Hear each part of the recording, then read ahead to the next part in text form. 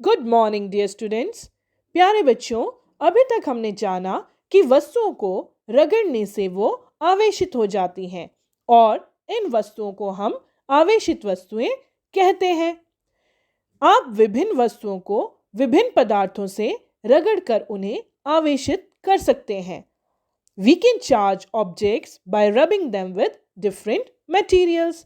जैसे कि बच्चों आप पेन के रिफिल को पॉलिथीन या ऊनी वस्त्र से रगड़कर आवेशित कर सकते हैं।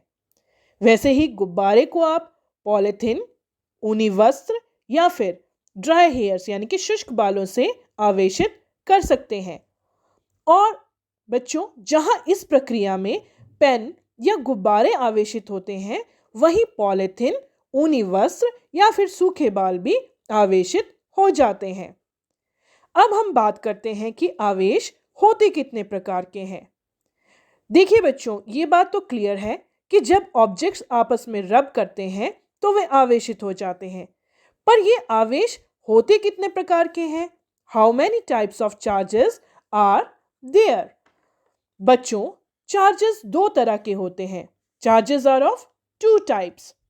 एक होता है पॉजिटिव, जिसे हम प्लस के साइन से रिप्रेजेंट करते हैं, और एक होता है नेगेटिव, जिसे हम माइनस के साइन से रिप्रेजेंट करते हैं। अब आप सोच रहे होंगे कि जैसे दो ऑब्जेक्ट्स चीज़ों को रब करने पर यानी कि रगड़ने पर वो चार्ज हो गई, आवेशित हो गई, तो जैसे मैंने आपको बताया कि चार्ज दो तरह के होते हैं, पॉजिटिव और नेगेटिव। तो ये प्रश्न आपके दिमाग में अवश्य आ रहा होगा कि हमें ये कैसे पता चला कि चार्जेस दो तरह के होते हैं, एक पॉजिटिव और एक नेगेटिव। तो इस कंसेप्ट को क्लियर करने के लिए हम फोकस करते हैं कुछ एक्टिविटीज पर, जिससे हमें पता चलेगा कि चार्जेस दो डिफरेंट तरह के एग्जिस्ट करते हैं। आइए कुछ क्रियाकलाप करें जो वास्तव में हमें बताएंगे कि आवेश कितने प्रकार के होते हैं। How many types of charges are there? आप दो गुब्बारे लीजिए और इनमें हवा भर दीजिए। अब इन दो गुब्बारों को इस प्रकार से लटकाइए कि ये एक दूसरे को स्पर्श ना करें। दोनों गुब्बारों को ऊनी कपड़े से रगड़िए और छोड़ दीजिए। आप क्या देखेंगे? बच्चों, आप देखेंगे कि ये गुब्बारे एक दूसरे से दूर जा रहे हैं। These balloons are moving away from each other। जब हमने इन्हें वुलन क्लॉथ से रब नहीं किया था तो ये इसी पोजीशन में थे, लेकिन वुलन क्लॉथ से रब करते ही ये एक दूसरे से दूर जाने लगे। आप जानते हैं ऐसा क्यों हुआ? ये इसलिए हुआ क्योंकि जब हमने गुब्बारों को ऊनी वस्त्र से रगड़ा तो गुब्बारे ने कुछ आवेश अर्जित कर लिया। It acquired some charge. और क्योंकि बैलून्स सेम मटेरियल से बने हैं और हम इन्हें एक जैसे ही ऊनी कपड़े से रगड़ रहे हैं, तो इन पर एक जैसा चार्ज आया होगा। अब क्योंकि इन पर सेम चार्ज आ गया तो ये एक दूसरे से दूर जाने लगे, जैसा कि आपने क्रियाकलाप में देखा। तो इससे हमें पता चलता है कि अगर वस्तुओं पर एक जैसा चार्ज आ जाए तो वे एक दूसरे से दूर जाती हैं, मींस एक दूसरे को प्रतिकर्षित या फिर रिपेल करती हैं। आइए अब हम दूसरी एक्टिविटी करते हैं। आप पेन का रिफिल निकाल लीजिए और इसे पॉलिथीन के साथ रब कर लीजिए। अब आप एक कांच का गिलास लीजिए और रिफिल को इसमें रख दीजिए। अब एक और रिफिल लीजिए और उसे भी पॉलिथीन के साथ रब कीजिए। अब इस रिफिल को पहले आवेशित किए गए रिफिल के पास ले जाइए।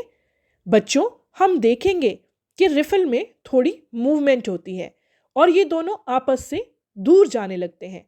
दैट मीन्स अगेन रिफिल को पॉलिथीन से रब करने पर इसमें चार्ज आ गया और दूसरे रिफिल में भी चार्ज आ गया, और क्योंकि हमने इसे सेम मटेरियल से रब किया था तो दोनों रिफिल में एक जैसा आवेश आया, और एक जैसा आवेश यानी कि चार्ज होने के कारण रिफिल एक दूसरे को रिपेल करेंगे, जैसा कि पिछली एक्टिविटी में हमने बैलून्स में देखा था कि उनमें एक जैसा चार्ज होने के कारण वो एक दूसरे से दूर जा रहे थे। और सेम यहाँ पर भी ऐसा ही होता है कि रिफिल में एक जैसा चार्ज होने के कारण वो एक दूसरे को प्रतिकर्षित करते हैं। आइए अब एक और एक्टिविटी करते हैं। इस एक्टिविटी में हम दो चार्ज वस्तुएं यानी कि आवेशित वस्तुएं लेंगे जो कि विभिन्न पदार्थों यानी कि डिफरेंट मटेरियल की बनी होंगी। आपको याद है पहली एक्टिविटी में हमने दो बैलून्स लिए थे जो सेम मटेरियल के बने थे। दूसरी एक्टिविटी में हमने रिफिल्स लिए थे जिनका भी मटेरियल सेम था। अब इस एक्टिविटी में हम दो वस्तुओं को लेंगे जो अलग अलग पदार्थ से बनी होंगी और इन्हें हम अलग अलग चीज़ों से आवेशित करेंगे, जैसे कि बैलून को ऊनी कपड़े से और रिफिल को पॉलीथीन से। हम बैलून को रिफिल के पास जैसे ही ले जाएंगे तो हम देखेंगे कि ये दोनों एक दूसरे के पास आ रहे हैं। They are moving closer to each other, means they are attracting each other, एक दूसरे को आकर्षित कर रहे हैं। तो बच्चों हम देखते हैं कि यदि भिन्न भिन्न पदार्थों से बनी आवेशित वस्तुओं को एक दूसरे के समीप लाया जाए तो वे एक दूसरे को आकर्षित करती हैं। They attract each other. बच्चों हमने अभी ये जो 3 एक्टिविटीज करी, अगर हम इन तीनों एक्टिविटीज को कंक्लूड करें तो हमारे पास क्या निष्कर्ष निकलता है? हम इससे क्या ऑब्जर्व करते हैं? हम क्या ऑब्जर्व करते हैं कि एक आवेशित गुब्बारे ने दूसरे आवेशित गुब्बारे को प्रतिकर्षित किया। अ चार्ज्ड बैलून रेपेल्ड अ चार्ज्ड बैलून। दूसरी एक्टिविटी से हमने देखा कि एक आवेशित रिफिल ने दूसरी आवेशित रिफिल को प्रतिकर्षित किया, means a charge refill repelled a charge refill. लेकिन एक आवेशित गुब्बारे ने आवेशित रिफिल को आकर्षित किया, but a charged balloon attracted a charged refill. तो बच्चों इससे हमें क्या पता चलता है? क्या ये इस बात का संकेत है कि गुब्बारे पर आवेश रिफिल के आवेश से भिन्न प्रकार का है? That the charge on the balloon is of a different kind from the charge on the refill? जी हाँ बच्चों, गुब्बारे और रिफिल के आवेश भिन्न प्रकार के हैं। Charge on the balloon is of different kind from the charge on the refill. तो बच्चों हम कह सकते हैं कि आवेश दो प्रकार के होते हैं। Charges are of two types. दूसरी बात जो हम बता सकते हैं वो ये है कि एक ही प्रकार के आवेश यानी कि सजातीय आवेश एक दूसरे को प्रतिकर्षित करते हैं। Charges of the same kind repel each other, जैसा कि हमने पहली वाली बैलून्स की एक्टिविटी में देखा था। वह भिन्न प्रकार के आवेश यानी कि विजातीय आवेश एक दूसरे को आकर्षित करते हैं। Charges of different kind attract each other, जैसा हमने थर्ड एक्टिविटी जो बैलून और रिफिल वाली एक्टिविटी थी उसमें देखा था। तो बच्चों हम क्या निष्कर्ष निकालते हैं? हम कंक्लूड करते हैं कि charges are of two types, आवेश दो प्रकार के होते हैं, एक पॉजिटिव यानी कि धनावेश और एक नेगेटिव यानी कि ऋणावेश। अब देखिए ये हमें कैसे पता लगा?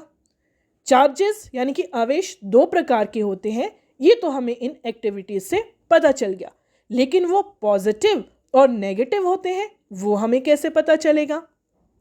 बच्चों हमने एक ग्लास रॉड यानी कि कांच की छड़ ली, इसे हमने एक सिल्क क्लॉथ यानी कि रेशम से रब किया। अब आपको ये तो पता है ना कि रबिंग से वस्तुएं चार्ज हो जाएंगी और इसमें भी वस्तुएं चार्ज हो गई। लेकिन बच्चों मान्यता के अनुसार कांच की छड़ द्वारा अर्जित आवेश को धन आवेश कहते हैं। It is a convention to call the charge acquired by a glass rod when it is rubbed with silk as positive. और फिर कपड़े पर कौन सा आवेश होगा? डेफिनेटली कपड़े पर ऋण आवेश यानी कि नेगेटिव चार्ज होगा। ये ऑब्जर्व किया गया है कि जब आवेशित कांच की छड़ को यानी कि ग्लास रॉड को पॉलीथीन से रगड़े हुए आवेशित प्लास्टिक रिफिल या फिर स्ट्रॉ के निकट लाते हैं तो दोनों के बीच आकर्षण होता है। अब दोनों के बीच आकर्षण हो रहा है तो आप ये बताइए कि प्लास्टिक रिफिल या स्ट्रॉ में कौन सा चार्ज होगा, कौन सा आवेश होगा?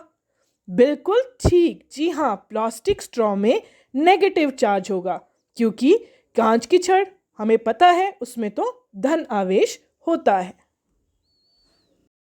रगड़ने पर उत्पन्न विद्युत आवेश स्थैतिक होते हैं, वे स्वयं गति नहीं करते। The electrical charges generated by rubbing are static. They do not move by themselves. बच्चों, आपको ये तो पता ही है कि जब हम रबिंग करेंगे दो वस्तुओं को तो उनमें चार्ज उत्पन्न होगा, लेकिन वो चार्ज जो उत्पन्न होगा बच्चों, वो उसमें स्टैटिक यानी कि स्टेशनरी होगा, वो अपने आप गति नहीं करेगा। क्योंकि आप जानते हैं ना कि जब आवेश गति करते हैं तो विद्युत धारा बनती है। When charges move, they constitute an electric current. ये आप कक्षा 7वीं में पढ़ चुके हैं। और परिपथ में प्रवाहित होने वाली वह विद्युत धारा जिससे बल्ब चमकता है अथवा गर्म हो जाता है, वो कुछ नहीं बल्कि आवेशों का प्रवाह ही है।